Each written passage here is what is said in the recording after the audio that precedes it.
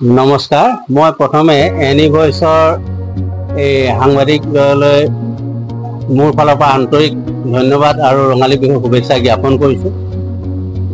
সোণাৰী সমষ্টিৰ অন্তৰ্গত বৰুৱাচালি জিলা ৮ নং বৰুৱাচালি জিলা পৰিষদৰ প্ৰাৰ্থী হিচাপে যিগৰাকী আদিবাসী মহিলাই তেখেতে প্ৰাৰ্থিত্ব আগবঢ়াইছে, এই প্ৰাৰ্থিত্ব আমাৰ বৰুৱাচালি মৌজাৰ ৫খন গাঁও পঞ্চায়তৰ বাগিচা অঞ্চল গাঁও অঞ্চলৰ সকলো লোকে একমুখে সকলোৱে আদৰি লৈছে। আগন্তুক ২ তাৰিখে হ'ব লগা গাঁও পঞ্চায়তৰ এই নিৰ্বাচনত অঞ্চলটোৰ চাহ জনগোষ্ঠীয় তথা আমাৰ গাঁও অঞ্চলৰ সকলো ৰাইজে তেখেতক যথেষ্ট ইতিমধ্যে সঁহাৰি আৰু মৰম চেনেহ পোৱা গৈছে। আমি আশা ৰাখিছোঁ এই নিৰ্বাচনত ৰাইজৰ দলৰ প্ৰাৰ্থীগৰাকী মাননীয় আমাৰ অখিল গগৈ ডাঙৰীয়াই যিগৰাকী প্ৰাৰ্থীক মনোনীত কৰিছে, এই প্ৰাৰ্থীগৰাকী বিপুল ভোটৰ ব্যৱধানত আমাৰ এই অঞ্চলৰ পৰা জয় হ'বলৈ সক্ষম হ'ব। সেইকাৰণে হ'ব আজিলৈকে এগৰাকীও আদিবাসীক মানুহক বা মহিলাক এই বৰুৱাচালি জিলা পৰিষদৰ পৰা কোনো এটা ৰাজনৈতিক দলে প্ৰাৰ্থিত্ব দিয়া নাই। প্ৰথমবাৰৰ কাৰণে দিছে। তাৰ কাৰণে আমাৰ এই অঞ্চলটোত প্ৰায় ৭০% চাহ জনগোষ্ঠীয় লোকেৰে ভৰপূৰ। এই চাহ জনগোষ্ঠীয় লোকসকল আমি যেনিয়ে গৈছোঁ, সকলোতে তেওঁলোকৰ যি আদৰ সম্ভাষণ পাইছোঁ। তেখেতসকলে সকলোৱে একমুখে বিচাৰিছিলে যে এই আসনখন আমাক লাগে আৰু সেইমতে তেখেতসকলক ৰাইজৰ দলে আসনখন আগবঢ়াই দিছে। এই আসনত আগন্তুক দিনত তেখেতসকলে সৰ্বাধিক ভোট লাভ কৰিব বুলি মই মত পোষণ কৰিছোঁ। আৰু আমি বিভিন্ন অঞ্চল ভ্ৰমণ কৰি গাঁও অঞ্চল বাগিচা অঞ্চল এইবিলাকত ৰাইজৰ যি তেখেতসকলে উৎফুল্লিত হৈ পৰিছে, সকলোৱে একমুখে কৈছে যে আমাৰ সকলো ধৰণৰ সহযোগ আছে, এই প্ৰাৰ্থীগৰাকী জয়যুক্ত হওক। এতিয়া আজি যোৱাকালি বাতৰি কাকতত আমি পঢ়িবলৈ পাইছোঁ ২৫ তাৰিখে প্ৰতিদিন কাকতত নিয়মীয়া প্ৰতিদিন কাকতত লখিমপুৰৰ পৰা আচাৰ বৰ্তমানৰ নৱনিযুক্ত প্ৰদীপ নাগৰ পাছত যিজন সভাপতি হৈছে, সেই সভাপতিয়ে যে বিজেপি দলক ভোট দিবলৈ মানা কৰিছে। অসমৰ জনসাধাৰণক আদিবাসীসকলক তেখেতে আহ্বান জনাইছে যে বিজেপি দলক ভোট দিব নালাগে। আৰু কি কাৰণে নালাগে এইটো কৈছে যে বিজেপি দলে যোৱা ১৪ চনৰ লোকসভা নিৰ্বাচনত ভাৰতৰ মাননীয় প্ৰধানমন্ত্ৰী নৰেন্দ্ৰ মোদী ডাঙৰীয়াৰ পৰা আদি কৰি অসমৰ মুখ্যমন্ত্ৰী প্ৰাক্তন মুখ্যমন্ত্ৰী সৰ্বানন্দ সোণোৱাল ডাঙৰীয়া, বৰ্তমানৰ মুখ্যমন্ত্ৰী মাননীয় হিমন্ত বিশ্ব শৰ্মা ডাঙৰীয়া আটায়ে তেখেতসকলে প্ৰতিশ্ৰুতি দিছিলে নিৰ্বাচনৰ সময়ত যে চাহ জনগোষ্ঠীয় লোকসকলৰ যি মজুৰি, এই মজুৰি বৃদ্ধি কৰা হ'ব। তেখেতসকলক জয়যুক্ত কৰাই দিয়াৰ পিছতে মজুৰি বৃদ্ধি কৰিব, চাহ জনগোষ্ঠীসকলক জনজাতিকৰণ কৰিব, চাহ জনগোষ্ঠীসকলৰ চাহ অধ্যুষিত অঞ্চলবিলাকত থকা চিলিং চাৰপ্লাছ লেণ্ডসমূহ তেওঁলোকক ম্যাদী পট্টাকৰণ কৰা হ'ব।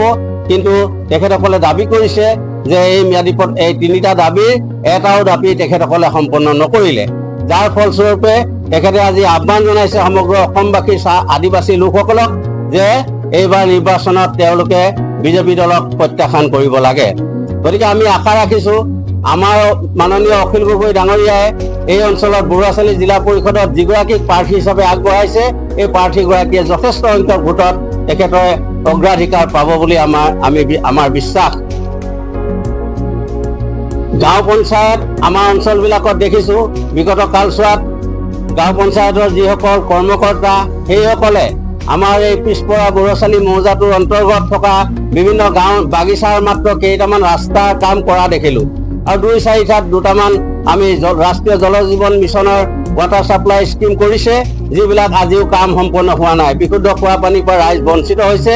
আৰু এই বৰুৱাচালি মৌজাৰ মূল সমস্যা, ইয়াত এখন ক্ষুদ্ৰ প্ৰাথমিক স্বাস্থ্য কেন্দ্ৰ আছিলে, যিখন প্ৰাথমিক স্বাস্থ্য কেন্দ্ৰত এই ৫২খন গাঁও ৮-১০খন ডাঙৰ সৰু বাগিচা, এই বাগিচাবিলাকৰ জনসাধাৰণৰ তাত সকলোখিনি সুবিধা আছিলে চিকিৎসাৰ ব্যৱস্থাৰ।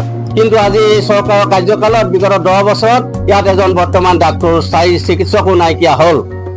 আৰু আমাৰ অঞ্চলত থকা পশু চিকিৎসালয়খনৰ অৱস্থাও জৰাজীৰ্ণ, গাঁৱৰ বাট পথসমূহ আজিও জৰাজীৰ্ণ, এআঁঠু বোকাত আজিও ছাত্ৰ ছাত্ৰীসকল বা এজন ৰোগী আনিবলৈ হ'লে এতিয়াও ঠেলাত আনিবলগীয়া অৱস্থাতে আছে। এইটো এটা সীমান্তৱৰ্তী অঞ্চল। এই সীমান্তৰ বৰ্ডাৰ আছিলে লাডৈগড় ৰাস্তা আলিৰ পৰা ৮ কিলোমিটাৰ ভিতৰলৈকে আমাৰ অসম অৰুণাচলৰ বৰ্ডাৰ আছিলে ৰাংলোৱালৈকে। কিন্তু আজি এই বৰ্ডাৰটো এই চৰকাৰৰ দিনত আমি দেখিলো লাডেগড় সমীপৰ প্ৰায় 500 মিটাৰ ওচৰলৈকে অৰুণাচলে আহি চেকপোষ্ট ইয়াত নিৰ্মাণ কৰিলে।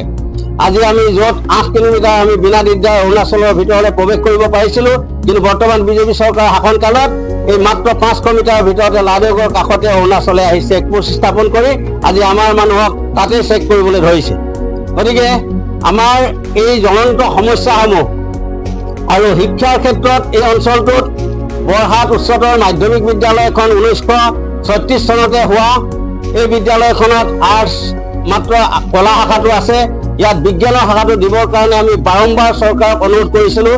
চৰকাৰে দিমকৈ প্ৰতিশ্ৰুতি দিও আজিলৈকে বিজ্ঞানৰ শাখাটো নিদিলে বা আমাৰ কমাৰ্চৰ শাখাটো ইয়াত দিয়া নহ'ল, যাৰ কাৰণে যথেষ্ট সংখ্যক ছাত্ৰ ছাত্ৰী প্ৰতি বছৰে আমাৰ এই অঞ্চলৰ পৰা প্ৰথম বিভাগত দ্বিতীয় বিভাগত ভালদৰে উত্তীৰ্ণ হৈও আজি বিজ্ঞানৰ পৰা বঞ্চিত হৈ আছে।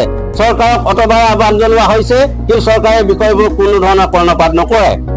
গতিকে আগন্তুক এই আৰু অসম চৰকাৰৰ এইটো ঘোষণা হৈছিলে পঞ্চায়তী ৰাজ ব্যৱস্থাৰ অধীনত যে 49টা বিভাগৰ ভিতৰত 29টা বিভাগ পঞ্চায়তলৈ হস্তান্তৰ কৰা হ'ব। তাৰ ভিতৰতে স্বাস্থ্য, গড় কাপ্তানি, শিক্ষা আদি বিভাগসমূহ স্বতন্ত্ৰীয় বিভাগ হিচাপে পঞ্চায়তলৈ হস্তান্তৰ কৰাৰ কথা কৈছিলে। আমি এইবিলাক আশা কৰিছিলোঁ, কিন্তু বিগত কালছোৱাত দেখা গ'ল এইবিলাক একো কৰা নহ'ল। আগন্তুক চৰকাৰক, কেন্দ্ৰীয় চৰকাৰ আৰু অসম চৰকাৰক মই আহ্বান জনাব খোজো যে যিবিলাক পঞ্চায়তৰ স্বতন্ত্ৰীয় বিভাগ ৰাজ্য চৰকাৰে এৰি দিব লাগে আৰু সেই বিভাগসমূহ সম্পূৰ্ণ এইবাৰ এটা মই ইয়াৰ মাজতে ভাল খবৰ বুলি কৈছো, চৰকাৰে ঘোষণা কৰিছিলে, নিৰ্বাচন আয়োগে ঘোষণা কৰিছে যে গাঁও পঞ্চায়তৰ প্ৰতিগৰাকী সদস্যাক নিৰ্বাচনৰ ক্ষেত্ৰত ৰাইজে উপযুক্ত বুলি ভবাজনকে নিৰ্বাচন কৰিব। কিন্তু শেহতীয়াকৈ দেখা গৈছে বিভিন্ন ৰাজনৈতিক দলবিলাকে তেওঁলোকক পৃষ্ঠপোষকতা কৰিবলৈ আৰম্ভ কৰি দিছে। গতিকে এইটো যেতিয়া গান্ধীজীৰ সপোন আছিলে প্ৰকৃত স্বৰাজ গাঁও অঞ্চলত দিবৰ কাৰণে গাঁও পঞ্চায়ত ব্যৱস্থা কৰিছিল, গান্ধীজীৰ সেই সপোন যাতে বাস্তৱত ৰূপায়ণ কৰিবলৈ চৰকাৰে চেষ্টা কৰে, মই ইয়াকে আজি এই বক্তব্যৰ যোগেদি আহ্বান জনাইছো। আৰু শেষত সকলোকে ধন্যবাদ জ্ঞাপন কৰিছো আৰু মই আশা ৰাখিছো এই বৰুৱাচালি জিলা পৰিষদখন আমাৰ যি আদিবাসী এগৰাকী মহিলা তেখেতে আগবাঢ়িছে আৰু এই মহিলাগৰাকীক সকলোৱে জয়যুক্ত কৰাব।